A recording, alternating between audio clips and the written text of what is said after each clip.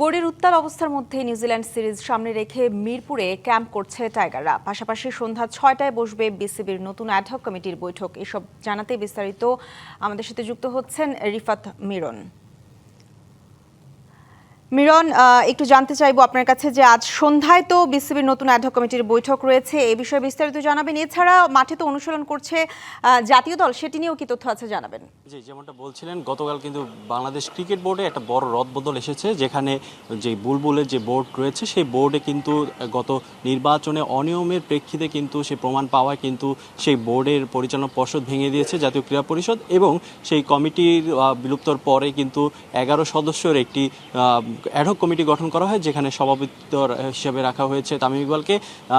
সেই সভাপতিত্ব দায়িত্ব নেওয়ার পরে কিন্তু প্রথম দিনই কিন্তু তারা নিজেদের মধ্যে যে প্রথম বৈঠক সেরেছে। আজ কিন্তু দ্বিতীয়বারের মতো বৈঠক বসার কথা সন্ধ্যা ৬টায়। সেখানে কিন্তু যে স্ট্যান্ডিং কমিটিগুলো রয়েছে সেই স্ট্যান্ডিং কমিটিগুলো কিন্তু ভাগ করে দেওয়া হবে, কার কোন দায়িত্ব পাবেন, কে কোন দায়িত্ব সামলাবেন, সেই বিষয়গুলো আজকে বন্টন করা হবে। এবং সেই বিষয়গুলোর পাশাপাশি কিন্তু বিসিবিতে নানা অস্থিরতা দেখা দিলেও কিন্তু সেই বিষয়গুলোতে কোনো প্রভাব পড়ছে না খেলোয়াড়দের মাঝে। সেই নিউজিল্যান্ড সিরিজ সামনে রেখে কিন্তু নিজেদের অনুশীলন ছাড়ছে বাংলাদেশ ক্রিকেট দল। সেখানে আমরা সকাল থেকে দেখেছি যে আজকে লাল বল এবং সাদা বল দুই ফরম্যাটেই কিন্তু ক্রিকেটাররা নিজেদের ঝালিয়ে নিচ্ছেন।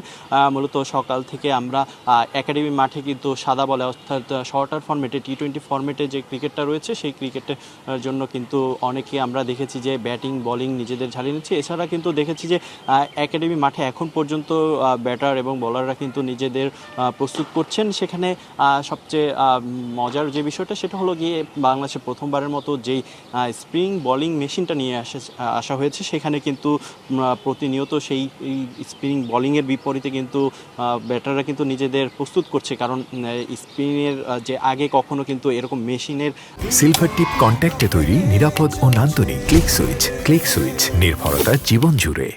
সামনে কিন্তু কখনো ব্যাটাররা সেই নিজেদেরকে প্রস্তুত করতে পারেনি। এছাড়া আমরা দেখেছি যে আজকে এখন পর্যন্ত আমরা দেখছি যে হেড কোচ রয়েছেন, পেস বোলিং কোচ রয়েছেন, তাদের আন্ডারে কিন্তু ব্যাটাররা এবং বোলাররা কিন্তু নিজেদেরকে যতটা সম্ভব নিউজিল্যান্ডের বিপক্ষে নিজেদের শক্তিমত্তা যতটা দিয়ে সর্বোচ্চ চেষ্টা করার জন্য নিজেদের প্রস্তুত করছেন। এবং আমরা দেখেছি যে যেই একাডেমি মাঠের পাশাপাশি কিন্তু যেই ইনডোর মাঠটি রয়েছে সেখানে কিন্তু লাল বলে ব্যাটিং করেছেন, বোলিং করেছেন ক্রিকেটাররা। সেখানে সাদমান, তাওহিদ হৃদয়, তারপর যারা রয়েছেন লাল বলের যারা বিবেচনায় থাকবেন তাদেরকে কিন্তু অনেকক্ষণ আমরা অনুশীলনের মাঝে দেখেছি।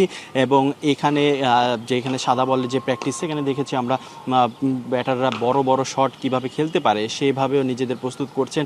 নেটে মূলত তারা লং শটগুলো খেলার জন্য চেষ্টা করছেন। এবং আমরা দেখেছি যে এখানে কিন্তু যারা কোচ রয়েছে, কোচিং স্টাফরা কিন্তু মূলত তাদের সেই ভুলগুলো ধরিয়ে দিচ্ছেন।